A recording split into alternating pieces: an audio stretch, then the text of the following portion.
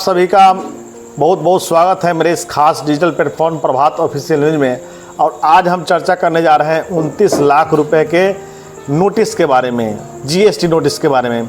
दरअसल कर्नाटक में एक सब्जी बेचने वाले को 29 लाख रुपए का नोटिस जीएसटी विभाग ने दिया है। वह इसलिए दिया है कि उस सब्जी विक्रेता ने 4 साल में 1,63,00,000 रुपए का टर्नओवर यूपीआई के माध्यम से किया, यानी फ़ोन पे, गूगल पे और पेटीएम के माध्यम से 4 साल में 1,63,00,000 रुपए का ट्रांजैक्शन कर दिया। उसके बाद सरकार के मानक दर के अनुसार सरकार के अधिकारी ने 29 लाख रुपए का जीएसटी बिल थमा दिया। अब इसके बाद हुआ क्या कि जितने भी छोटे छोटे दुकानदार थे कर्नाटक में, उन लोगों ने नो यूपीआई का बोर्ड लगा दिया और कैश से लेन देन करने की बात कही है। दरअसल यह पूरा मामला है कर्नाटक के हावेरी जिला का, जहां शंकर गौर नाम के सब्जी विक्रेता को जीएसटी विभाग के तरफ से 29 लाख रुपए का जीएसटी नोटिस थमा दिया गया है, भेजा गया है। अब ऐसे में सवाल यह उठता है कि इस नोटिस के बाद छोटे छोटे जितने भी व्यापारी थे, दुकानदार थे, उन्होंने अपने दुकान के आगे नो यूपीआई का बोर्ड लगा दिया है, यानी अब यूपीआई से वो पैसा नहीं लेंगे, फ़ोन पे, पेटीएम, गूगल पे के माध्यम से वे पैसा नहीं लेंगे। आपको यदि उन्हें भुगतान करना है तो उन्हें कैश देना पड़ेगा। कैश भुगतान को लेकर के सरकार के जीएसटी अधिकारी ने यह चेतावनी दी है कि यदि वो यूपीआई के माध्यम से पैसा नहीं लेते हैं तो कार्रवाई होगी। अब ऐसे में सवाल उठता है कि क्या 1,63,00,000 रुपए का जो ट्रांजैक्शन शंकर गौर के अकाउंट में हुआ 4 सालों में, क्या उस पर टैक्स बनता है? सवाल है नहीं, क्योंकि सब्जी पर किसी भी तरह का टैक्स नहीं लगता है। शंकर गौर का कहना है कि वह सीधे किसान से सब्जी खरीदते हैं और उन्हें बेचते हैं। यदि सब्जी को पैकिंग किया जाए, किसी ब्रांड का नाम दिया जाए तो उस पर टैक्स लगेगा। जैसे कि रिलायंस के जियो मार्ट से अगर यदि आप सब्जी खरीदते हैं तो उस सब्जी पर आपको जीएसटी टैक्स लेना पड़ेगा। लेकिन यदि किसी सब्जी विक्रेता से मार्केट में आप सब्जी खरीदते हैं तो उस पर टैक्स नहीं लगेगा।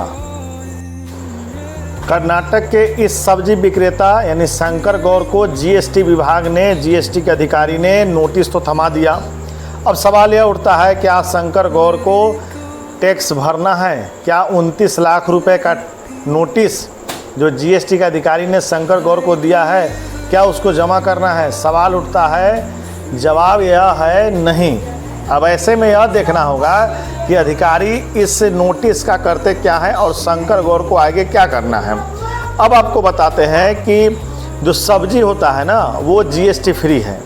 सब्जी विक्रेता किसान से सब्जी खरीदता है और उसे अपने छोटे से दुकान पे लाता है और वहाँ वह बेचता है, और वहाँ पे उसे किसी भी तरह का टैक्स नहीं देना है, सरकार के तरफ से वो फ्री है।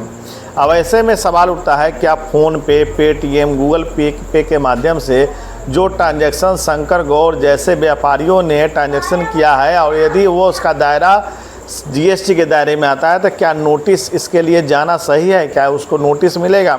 हालांकि ऐसी खबरें आ रही हैं कि कर्नाटक में बहुत से व्यापारियों को जीएसटी का नोटिस मिला है, और नोटिस इसलिए मिला है कि उन्होंने फ़ोन पे, पेटीएम और गूगल पे के माध्यम से, यूपीआई के माध्यम से ट्रांजैक्शन किया है और उस ट्रांजैक्शन पर उन्हें टैक्स देना है। लेकिन जिस तरह से वो कारोबार करते हैं, यानी वो कोई किसान है, कोई फल बेचता है, तो बहुत सारे ऐसे चीज़ है जो टैक्स से फ्री है, और वो छोटे व्यापारी इस तरह से यदि ट्रांजैक्शन करते हैं तो उन्हें क्या जीएसटी का नोटिस मिलना है? क्या वैसे लोगों को जीएसटी बिल भरना है? क्या वैसे लोगों को या छोटे व्यापारियों को जीएसटी का भुगतान करना है, या फिर उन्हें जीएसटी नंबर लेना है? अब सवाल यह उठता है कि सरकार के तरफ से व्यवस्था क्या है, उसको समझते हैं। सरकार के तरफ से व्यवस्था है कि यदि वो कोई कारोबार 20 लाख से नीचे के दायरे में है, वो जो सर्विस है तो फ्री है, 40 लाख के दायरे तक है तो उसको फ्री किया गया है, उसको जीएसटी के दायरे से बाहर किया गया है। लेकिन होता क्या है कि जब भी कोई व्यापारी व्यापार करता है और उसको किसी भी तरह को माल लाने ले जाने में दिक्कत होती है तो वो जीएसटी ले लेता है। लेकिन सवाल इन सब के बीच यह है कि क्या छोटे व्यापारियों को अब यूपीआई से लेन देन करना भारी पड़ेगा। क्या उन्होंने जो पिछले वर्ष में फ़ोन पे, पेटीएम, भारत पे जैसे यूपीआई से पेमेंट लिया है उन्होंने, क्या उसका उन्हें हिसाब देना होगा? क्या इसका ब्यौरा जुटा रही है? खैर, इन सब के बीच सवाल यह है कि जीएसटी के नोटिस से छोटे व्यापारी परेशान होते हैं, हतोत्साहित होते हैं, क्योंकि जिस तरह से देश में बेरोजगारी का मुद्दा सामने है और जिस तरह से भारत सरकार ने अपने चुनावी घोषणा में 15 लाख रुपए हर व्यक्ति को काला धन देने की बात कही थी, और आज हो क्या रहा है? जीएसटी भी आ गया। जिस तरह से नोटबंदी करके सरकार ने अपनी पीठ थपथपाने की कोशिश की थी, उसका क्या?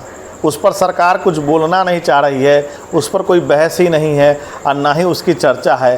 तो ना नोटबंदी की चर्चा है, ना काला धन लाने की चर्चा है, ना रोजगार की चर्चा है। अब छोटे छोटे जो दुकानदार जो व्यवसाय कर रहे हैं, खोमचा बेच रहे हैं, खोमचा लगाए हुए हैं, ठेला पे गुपचुप वगैरह बेच रहे हैं, सब्जी बेच रहे हैं, फल बेच रहे हैं, क्या उनको जीएसटी का नोटिस दे करके किस तरह सरकार जीएसटी के फिर संग्रह को बढ़ाएगी, यह समझ से परे है। इस पर कहा नहीं जा सकता, लेकिन जिस तरह से सरकार के अधिकारी, जीएसटी के अधिकारी छोटे छोटे व्यवसायियों को नोटिस भेज रहे हैं, उससे यह ज़रूर होगा कि उन्होंने अब यूपीआई से ट्रांजैक्शन लेना धीरे धीरे या तो कम कर दिया है या तो बंद कर दिया है।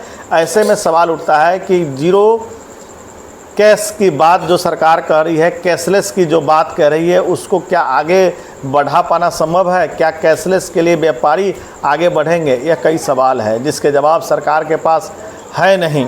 अब ऐसे में सवाल उठता है कि ना तो अकाउंट में 15 लाख आएंगे और ना तो नोटबंदी पर चर्चा होगी।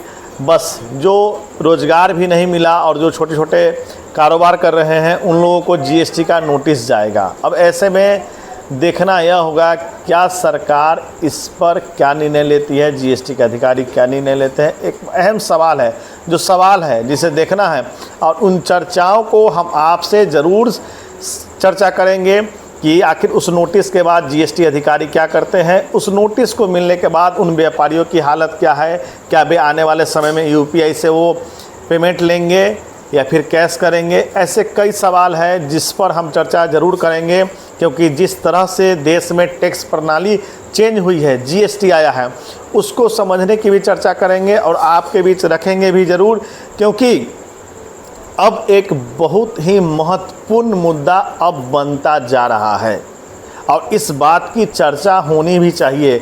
हम आगे कई श्रृंखला में आपको बताएंगे कि जीएसटी का टारगेट क्या है, जीएसटी की वसूली कितनी हो रही है, जीएसटी के अधिकारी किस तरह से अभी टैक्स चोरी को रोकने के लिए कोशिश कर रहे हैं। जैसे कई प्रोजेक्ट हैं जो अब जीएसटी पर ही आएंगे और तमाम नेशनल मीडिया की नज़र अब जीएसटी विभाग पर ही है और इसको देखना होगा कि आगे यह किस तरह से क्रियान्वित करती है, किस तरह से काम करती है, और यह बहुत ही महत्वपूर्ण मुद्दा अब बनता जा रहा है।